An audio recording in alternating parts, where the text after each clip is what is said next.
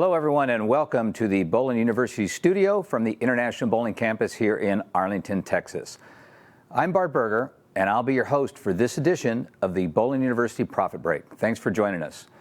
Our mission here at the university is to enrich people's lives personally and professionally, and the Profit Break is an opportunity for sharing insights on how to grow revenue, reduce costs, enrich yourself, your team, and your business. If you're joining us for the first time, welcome. We're glad you're here. Give us 15 minutes and you'll be well on your way to improving your profitability. Now, in today's show, we're going to talk about the impending Sandsdemic, a term probably you've not heard about before today, but one that you're going to need to become very familiar with.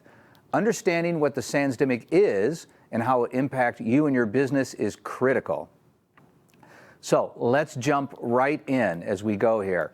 Now, before I go into today, I just want to say that what I'm sharing with you is not meant to sound alarm or cause anyone to panic, but rather to give you the information you need, because here's what we know. Knowledge is power, and this knowledge will give you the power to develop the strategies you need to move forward. So let's jump in and understand what this is, because the approaching Sandsdemic is going to really transform the labor market really for the rest of our working lives. So let's start with the definition of what is a Sandsdemic. Sands meaning without, and demic meaning people. And in this case, without people, or as it relates to us, without enough people. Now, we're all living this today as we run through this. Interesting data point from the 2020 census showed that 16 states set new population declines, the worst numbers really since the Great Depression. And I'd like to point out that this was not caused by the pandemic. The pandemic, as with many societal trends, was just an accelerator. You've often heard us talk about that here on the Profit Break, that the pandemic was an accelerator for some things that were positive and some things that were not so positive. So what we're seeing and feeling and having it to us in the employment market today is not a result of the pandemic. It really is just the fact that the pandemic was an accelerator. So this screenshot here just kind of shares that the outer bands of the Sandsdemic, they're here. This is actually a screenshot from a bowling center, not a member bowling center, but nonetheless a bowling center. And here's what you see if you go to their website. And it's a nice website. Temporarily closed. We ran out of staff, but we will open again soon. And they have a little incentive that you get a free $20 gift card when you reopen.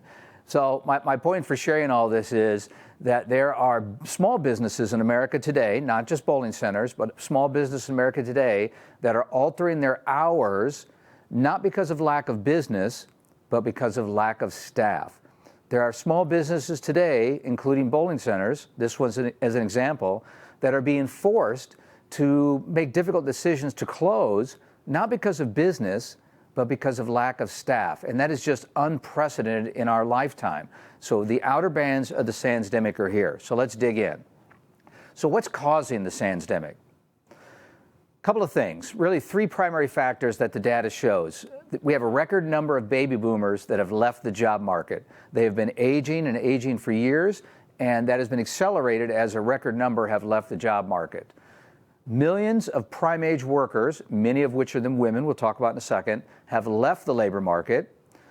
And then probably the one that's the most concerning to me and the one we'll spend a little time on is the U.S. has been experiencing the lowest birth rate in our nation's history. And it hasn't happened overnight. It's been going on for some time there. So this is a busy slide here, busy little chart, but what it really meant to show you is that orange line, you can see the baby boomers that in 1997, there were about 66 million that were in the labor force. And then 20 years later, that was down to 41 million in 2017, pre-pandemic. And in the last 5 years, that's only continued to shrink. And put a different way, if you look at the data here, you'll see that on average, since 2012, we've had about 2 million baby boomers that leave the job market, the labor force, and retire every 2 years. And in 2020, that was accelerated by an extra million. We had an extra million baby boomers that left the workforce in 2020 for all the reasons that we know. Again, it accelerated their inevitable retirement. So it wasn't that the pandemic caused it, but it certainly accelerated it and only made things worse for you and I when it comes to the labor force. Now, let's talk a little bit about this reduction in the prime age workforce. Over 2 million women left the workforce between 2020 and 2021 for an array of reasons, largely because of the educational system and the disruption we had, and mom being able to take care of the primary caregiver, making sure kids get back and forth to school. When the school shut down, it just turned the whole world upside down, for those. And 2 million just opted out of the workforce. Now, something that was really shocking to me as I studied the data, prime age male labor force participation rate really plummeted. You'll see in 1980 there, it was at 94%. And just a short time later in 2019, again, pre-pandemic, it was down to 89%. And that 5% is a large, large number. Now, some pretty sad data here. In 2008, the housing crisis really pushed many men into part-time work. So they left more white-collar jobs, went to things in our space, and started to work and do those type jobs. And then one that is really sad is 1 in 8 men, 21 to 30, are not working at all, and really driven, largely by the opioid crisis. You hear a lot, and the data shows that is responsible for up to 40% of this group not being in. Again, just a sad state of affairs, but it impacts you and I as these folks are not in the workforce and available to help us during this shortage. Again, the one that I think is the most prominent and the one that I think for me is the most concerning is the declining birth rate that we have in our country. Birth rates in America have been below replacement level since 1970. So this has been 50 years in the making. And again, the pandemic just accelerated it and has really pushed it ahead 4 to 8 years, depending on what data source you look at there. 2020, birth rate was lowest on record. So it wasn't just because of 2020, but it only was made worse by the fact that it's just continued to decline there. And in 2018, Korn Ferry predicted that by 2028, remember this is 2018, pre-pandemic, we would have a deficit of 6 million workers. So people that studied this in 2017, 2018, 2019, they knew that this shift was coming. It just had been predicted that it would be farther out in our lifetime. But again, I say it because it's critical for us to understand the pandemic accelerated those trends, and you and I are left to pick up the pieces now moving forward. Now, some interesting data that comes from a book called The Super Age from Bradley Sherman. We are in the midst now of a collision of two megatrends, and that is the declining birth rates that I spoke about, and the fact that we all are living longer and more healthier lives for the most part, increased longevity.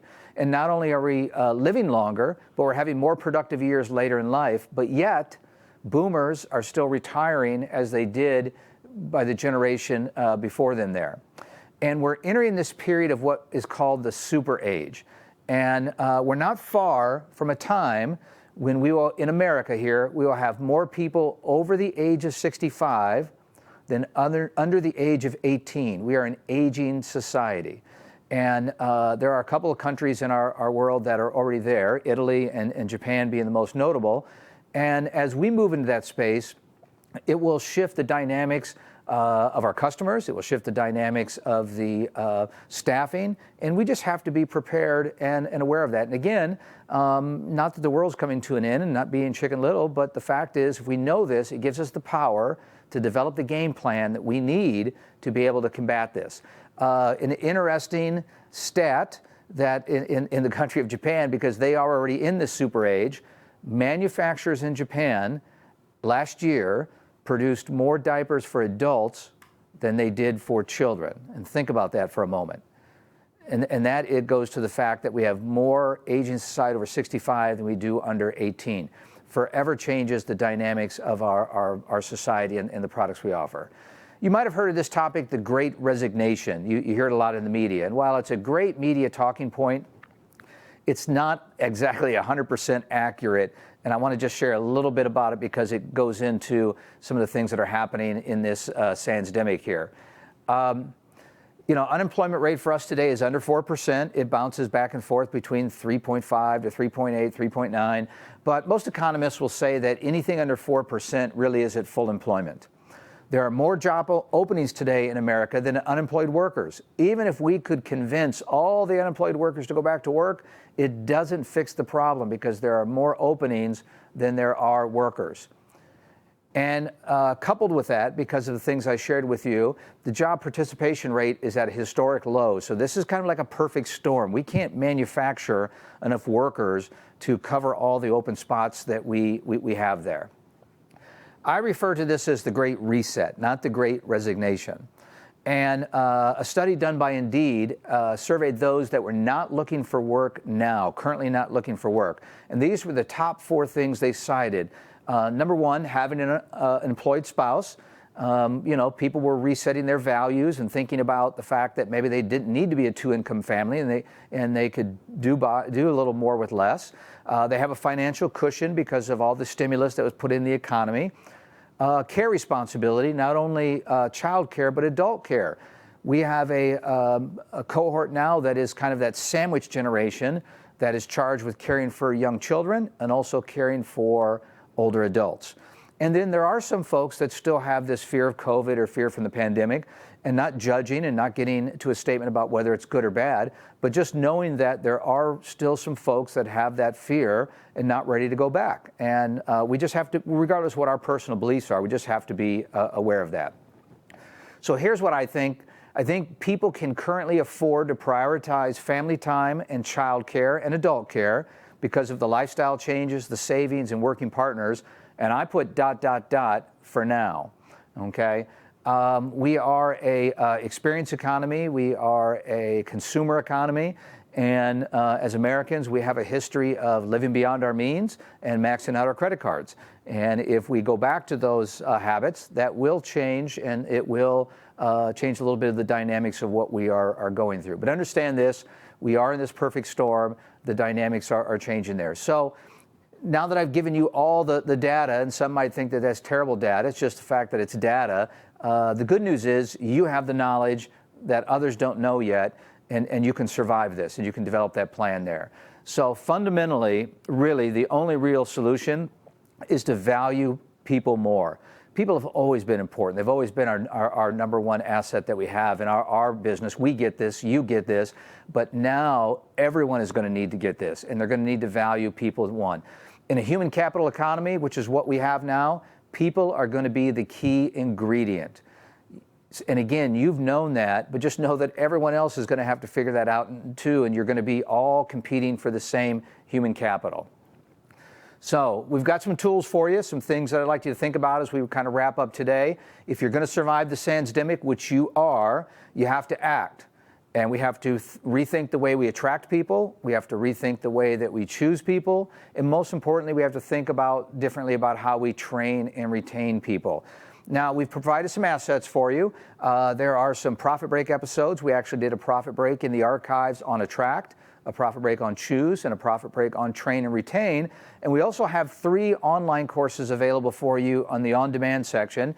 One that we did on recruiting, interview and selection, and onboarding retention, all with the intent of understanding how to combat the Sandsdemic, understanding what it is and how we're going to survive and combat it. So those 3 courses are available for you. So folks, as we wrap up another edition of the Tuesday Morning Profit Break, remember that when your focus is on growing people, people will grow your business. We look forward to seeing you next time for another great episode. If you have any questions about today's show or like information on the courses, you can reach us anytime at education@bpaa.com. Also, know that all the previous Profit Break episodes are available 24/7 for you and your team to watch at bowlinuniversity.net. New Profit Breaker episodes are available every month. Mark your calendar, watch for email, join us on Facebook to hear about all the latest episodes. Until then, I'm Bart Burger, and remember, do for one what you wish you could do for everyone. See you next time.